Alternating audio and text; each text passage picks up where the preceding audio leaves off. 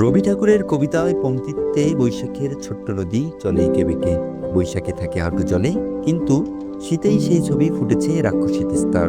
যেখানে আধুনিকতার ছোঁয়ায় সারা বিশ্বের সাথে তাল মিলিয়ে যাচ্ছে বাংলাদেশ, সেখানে এখনো রংপুরের পীরগাছার সাওলা ইউনিয়নে লাগেনি আধুনিকতার ছোঁয়া। গ্রীষ্ম, বর্ষা, শীত কিংবা যে কোনো ঋতুতেই এখনো তাদের এক গ্রাম থেকে অন্য গ্রামের যোগাযোগের প্রধান মাধ্যম নৌকা। রংপুরের পীরগাছা ও কুড়িগ্রামের উলিপুর উপজেলাকে বিভক্ত করেছে উত্তরের জীবনরেখা তিস্তা। দুই উপজেলার বুক চিরে বয়ে যাওয়া নদী দ্বীপে পরিণত হয়েছে। অবর্ণনীয় কষ্ট সহ্য করে বছর জুড়ে নৌকায় ভর করেই জীবন চলে তাদের।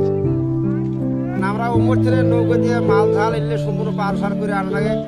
নৌকা দিয়ে মাল পার করতে খুব কষ্ট হয়। আলু, ধান, ভুট্টা যা আছে, পেঁয়াজ, রসুন সম্পূর্ণ ওই উমর ছেড়ে পার করে আনা লাগে। এই অঞ্চলে যে যাতায়াতের যে মাধ্যম, আমরা যে এই যে মাঝখানে ছোট অনেকগুলো বড় গ্রাম আছে, ছোট ছোট দ্বীপের মতো, প্রধান মাধ্যম হিসেবে যেটা ব্যবহার হচ্ছে সেটা হচ্ছে ঘোড়ার গাড়ি এবং হচ্ছে নৌকা।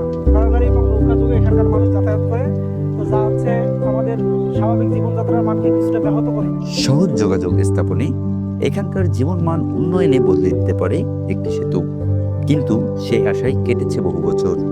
আমাদের এই নদী কয়েকবার খালি আলোচনায় শুনি, এর আগে কয়েকবার প্রোগ্রাম হয়েছে, নদী শাসন প্লাস নদী খরার অনেক পরিকল্পনা হয়েছে, কিন্তু আমরা কোনো বাস্তবায়ন কাজ পাইনি।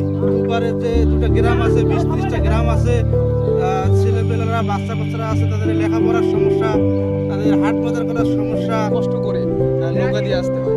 মানে অনেক সময় আমরা নৌকাও পাই না, একটু যদি বীজ দেওয়া হয় তাহলে আমাদের মোটামুটি আসতে একটু ভালো হয়, আমাদের সুবিধা হয়।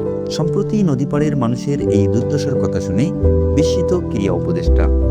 সহজ যোগাযোগের স্থাপনের আশ্বাস তার। পীরগাছা ইউনিয়ন সহ রংপুর জেলার বিভিন্ন উপজেলার সেই সার্ভেগুলো নিব, যে কি কি কি কোথায় রাস্তা, কোথায় কালভার্ট এবং ব্রিজের প্রয়োজন, এবং সেটা বাস্তবায়নের মন্ত্রণালয় থেকে আমি নির্দেশনা দেওয়ার মাধ্যমে সেটা দ্রুত বাস্তবায়নের ব্যবস্থা গ্রহণ করব। সেতু নির্মাণ হলে এখানকার বাসিন্দাদের রংপুর সহ দেশের বিভিন্ন অঞ্চলে যাতায়াতে কমবে প্রায় 50 কিলোমিটার পথ। ছন্দ ফিরবে জীবনেও। সাইফুল ইসলাম হৃদয়, রংপুর।